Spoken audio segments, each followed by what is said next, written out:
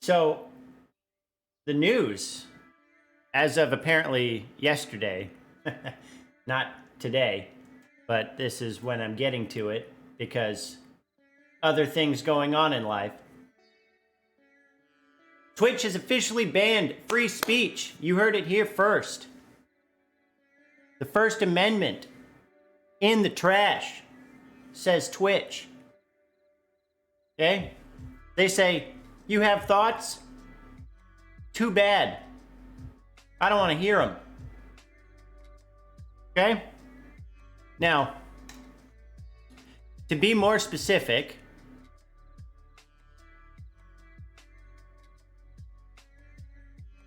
you're going to have to wait a second. Okay.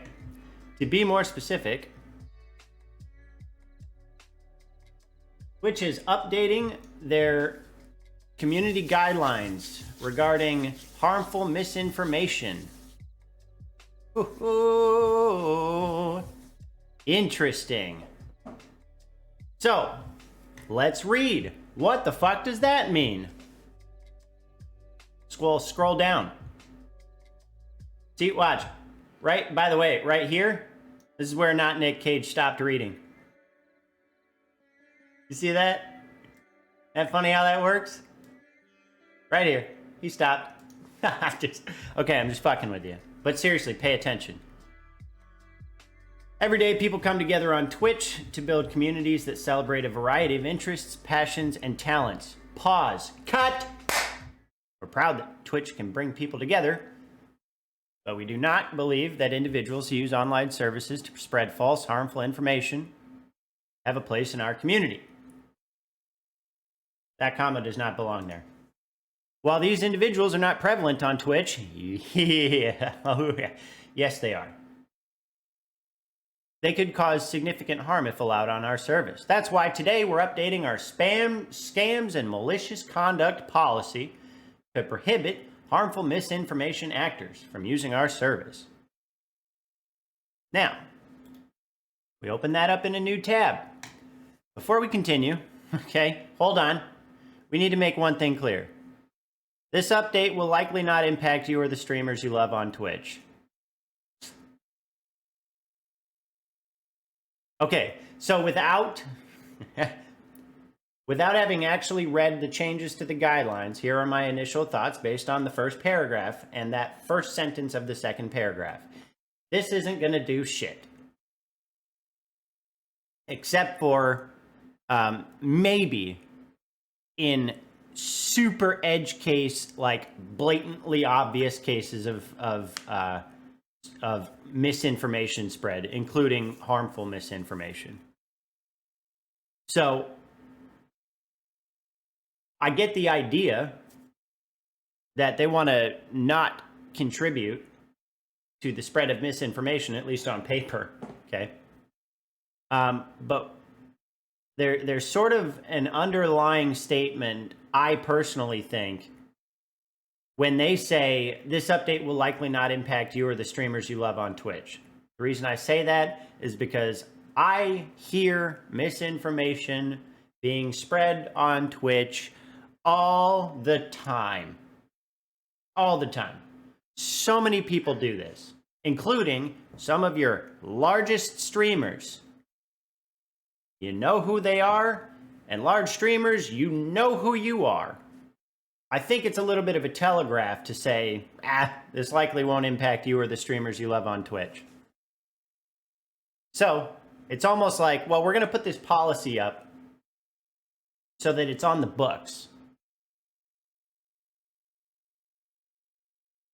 We're not going to really do anything, except for here and there, maybe.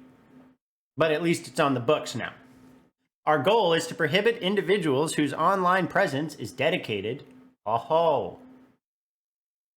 Oof, interesting.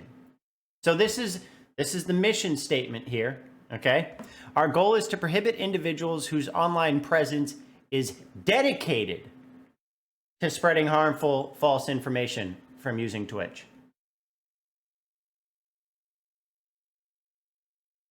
So, how do you determine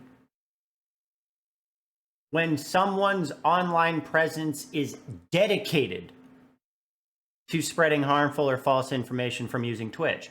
And if their online presence is not dedicated to spreading harmful, false information, but they do spread harmful, false information, will they be impacted? Will they be penalized or sanctioned in any way? Does it have to be super egregious, like I said? Or are they probably just not really going to do anything until the broader Twitch community has some sort of uprising about some particular thing and it's super easy? Yeah, okay, I'm just going to keep reading. So, we will not enforce against one-off statements containing misinformation. What if it's one person making 1,000 one-off statements containing misinformation about 1,000 different topics every single time they stream? What's the bar here? Obviously, it should be by the damage done. So far, we have zero clarity, okay? So far, we have no clarity as to what this all means. So let's move on to paragraph 3.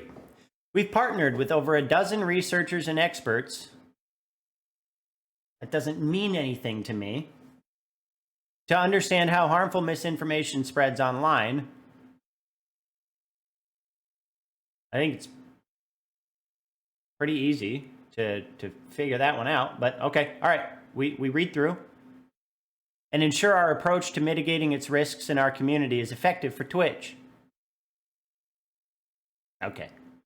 We've learned that harmful misinformation actors, the triple capitalized phrase, harmful misinformation actors. Is there a definition somewhere?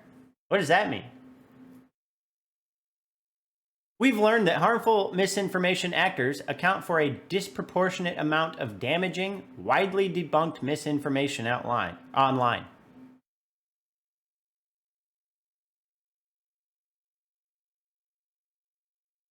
Hold on.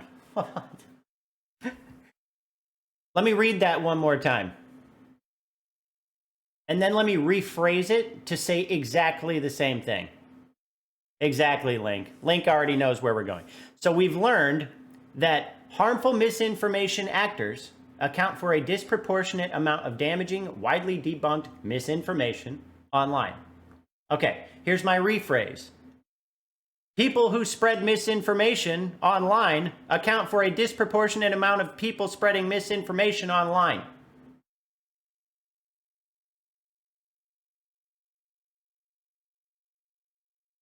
Duh.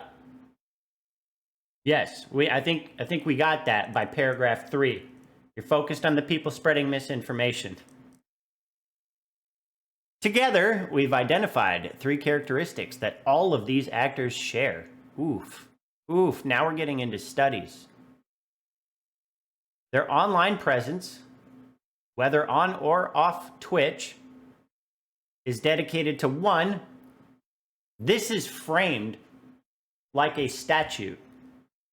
I actually kind of like this, okay? This is framed and phrased and formatted like a legal statute. So here are the 3 characteristics. Their online presence is dedicated to 1, persistently sharing. 2, widely disproven and broadly shared. 3, harmful misinformation topics, such as conspiracies that promote violence. What do you mean when you say violence? Do we just mean physical violence?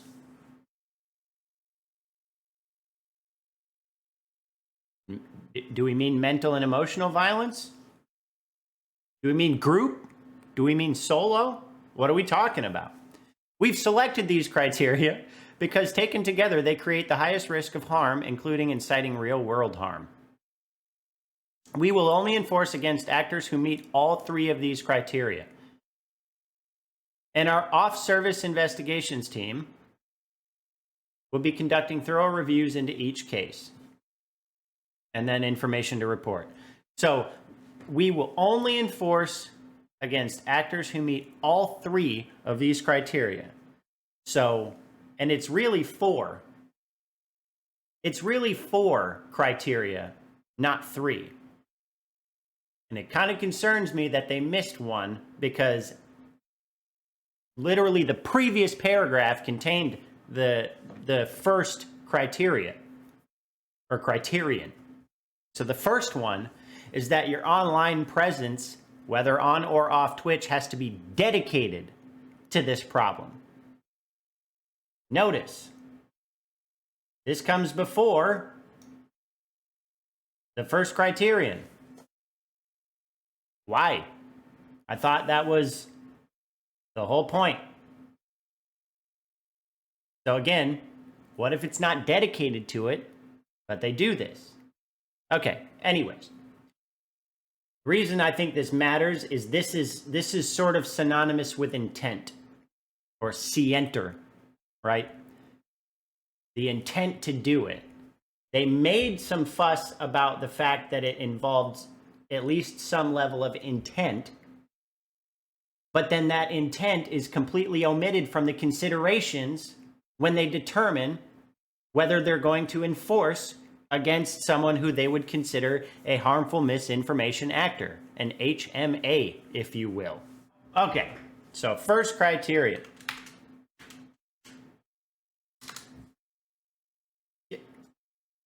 Is it, oh man, I shouldn't be doing this with, oh God, here, we'll do this. All right. So 1.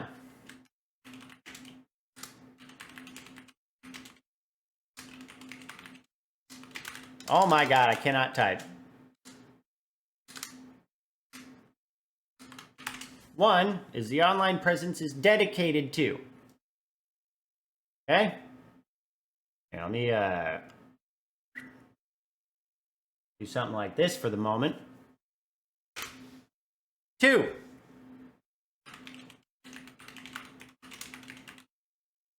Persistently sharing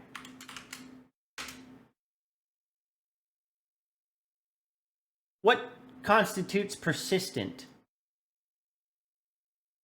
What constitutes sharing? These are all questions that first pop into my mind, okay? And I'm actually hoping that at least some of these questions will be fleshed out by the actual community guidelines when we get to that point, okay? So I just want to establish at least what the criteria are, or criterion. I'm using these in whatever, you know what I mean. Okay. Persistently sharing. Whoa, Woodley.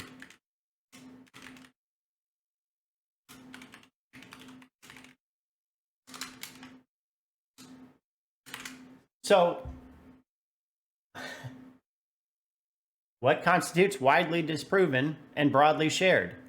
And what if the person is persistently sharing something that isn't broadly shared, even if it's widely disproven, and even if their online presence is dedicated to persistently sharing this widely disproven but not broadly shared misinformation?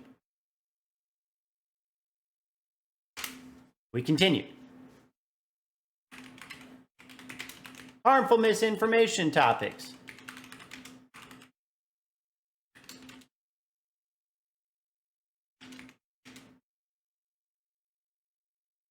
Now, I'm gonna leave the such as, because that's just the such as is basically something like including but not limited to.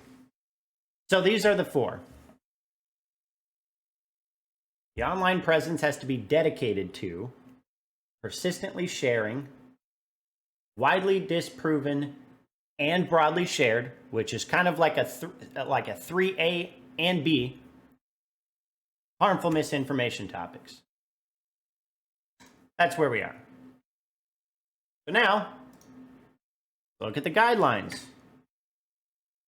Go through these. Where is the harmful misinformation actor? Aha, we found it. We found it.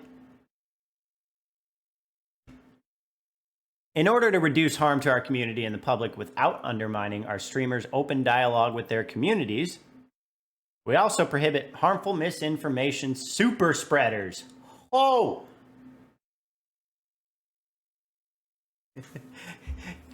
It's in the community guidelines. What the fuck does super spreader mean? By the way, I think it's just a little bit of a fun observation that it's kind of axiomatic. Your super spreaders are your largest content creators.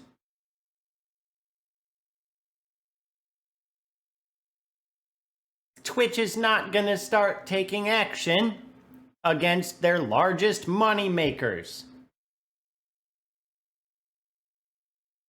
I just don't see it. Not when it comes to this shit.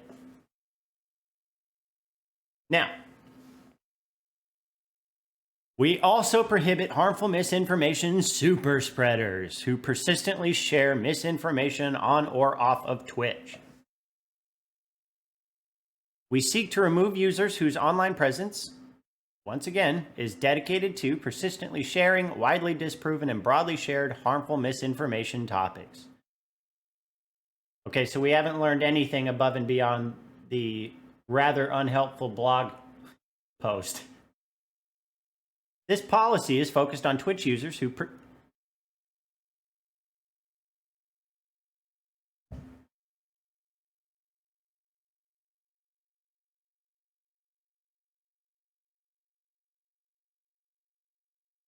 to whoever wrote these, how many times do you need to say the same thing?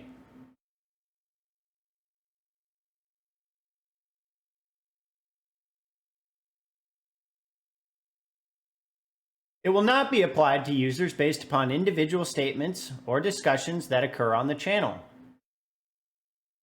All 4 of the criteria listed above must be satisfied in order for us to take action on an account. So wait, I guess they talked about the focus being whether you're dedicated to doing such thing, but that's not actually something we're going to consider. We don't give a shit if you're dedicated to it. We're just going to look at these 3 elements. Okay, we're back down to 3. So whether you're dedicated to it or not, which then makes this language pointless, all you have to do, watch, I'll even literally highlight only what needs to be deleted. If you don't care about whether the online presence is dedicated to it, then just don't make mention of that. We seek to remove users who, 1, persistently share, 2, widely disproven and broadly shared, 3, harmful misinformation topics. Look, that's neater, that's clean. All 3 of the criteria listed above must be satisfied in order for us to take action on an account. Blah, blah, blah. It's all the same shit. So let's at least look at some examples. At least they provide just a little bit more information. Below, we provide a short list of non-comprehensive examples, including but not limited to, of the types of content that harmful misinformation actors persistently share. However, misinformation evolves rapidly, and we will continue to update these guidelines and topic categories as new trends and behaviors emerge. Okay, 1. 1. Misinformation that targets protected groups, which is already prohibited under our hateful conduct and harassment policy. Then why are you mentioning it? In this new section, why are you mentioning that which is already prohibited by a different section of the policy?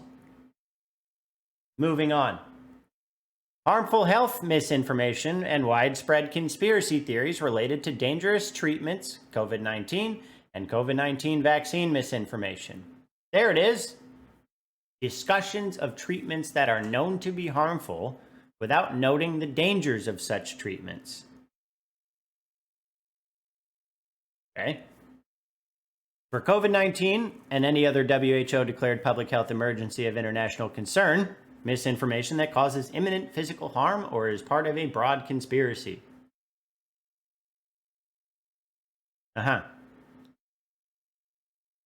Like injecting bleach. Misinformation promoted by conspiracy networks tied to violence and or promoting violence. I don't even know what that means. Can you please elaborate just a little bit? Because I'm going to tell you, personally, I think I can figure out what that means. I think your average reader of this shit has no fucking idea what you just said. Isn't the point of these supposed to be that these are terms your streamers and your viewers can understand for the sake of not potentially violating these policies? I think so. And here, I'll give you a fun little bit of legal knowledge. If a clause of a contract, for example, is ambiguous, meaning that it is subject to more than one reasonable interpretation, one such interpretation being beneficial to the drafter of the contract, and one such explanation being beneficial to the not drafter of the contract, that clause will be construed in favor of the not drafter of the contract. The policy behind that is, if you're the one who drafted the contract, you should have been more clear as to what these clauses and terms meant. If you wanted this contract and this clause of this contract to be a valid and enforceable clause, you should have been clear as to what that clause is actually saying. This doesn't mean shit. Civic misinformation that undermines the integrity of a civic or political process. Promotion of verifiably false claims related to the outcome of a fully vetted political process, including election rigging, ballot tampering, vote tallying, or election fraud. Asterisk. Note, in order to evaluate civic misinformation claims, we work with independent misinformation experts such as the Global Disinformation Index, as well as information from election boards and congressional certification. And then finally, but not actually finally, because this is, remember, including but not limited to, in instances of public emergencies, including but not limited to wildfires, earthquakes, and active shootings, we may also act on misinformation that may impact public safety. Yeah.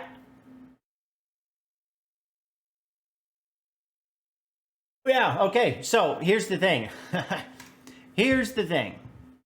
One of two things is going to happen, okay? Either one, a bunch of people are actually going to be penalized or sanctioned in some way for spreading information, because it happens on Twitch and all over the internet all the fucking time. Or nothing's going to happen. Except for edge cases, like real edge cases. That sounds like that's about it. And we're just going to have to wait and see, because what they just laid out is so nebulous that I don't think, I mean, except for the particular topics that it is obviously referencing when they talk about COVID-19 and the election process, I don't know what is going to happen as far as this particular new updated policy section goes, because it's so nebulous. And there are so many forms of misinformation aside from just COVID-19 and vaccine and election misinformation. It's crazy. And I get that it is difficult to craft policies and conditions of this nature But what it feels like to me, and this is unfortunate, is misinformation is so prevalent, so pervasive, so harmful in a broad stroke sense. And it feels like they took about 5 minutes to create this new policy, which sort of shows to me that they don't actually take this issue as seriously as I think they should. That's just my perception. Because they provided basically no clarity. They set up some loose criterion and said, here you go. I guess think about that and hope you don't get in trouble. By the way, what if people are spreading what you consider to be misinformation that they don't? Who ends up actually being the ultimate authority on what constitutes misinformation? We don't really know that much about it. We know a little bit about the arbiters of truth because they make vague reference to, we're working with independent misinformation experts. The fuck does that mean? Right? Now, they do say, one, such as the Global Disinformation Index. Okay, so now that's something we can actually go look to. And then they talk about information from election boards and congressional certification. Okay, I mean, that's something I guess we could go look to. But the problem here is how many people are looking at that kind of stuff? And I know that the people that are saying, like the people that are pushing misinformation aren't generally looking at this stuff. And so they don't know that they're pushing misinformation. They're going to make an argument that what they're saying is not misinformation. Because it's the internet and because this is the way the world works now, they're going to be able to find some other information that supports their own position. So then, like, how is the ultimate decision made? And even then, what is the penalty? We have no idea what any of this actually, like what effect this could actually have, what impact this could actually have. And again, I'm going to go back to the fact that they say, number one, this update will likely not impact you or the streamers you love on Twitch. And two, we will only enforce against actors who meet all three of these criteria, vague as they are. And it just seems to me like it's basically not going to do anything. So, hey, thank you for the, this is my guess. I could be proven wrong, okay? We could get a wave of perfectly legitimate bans or suspensions from streamers who have very consistently pushed some of the types of misinformation they're talking about, and I'll change my tune. But for now, my response to this is, Twitch, well done on another virtue signal. That's it.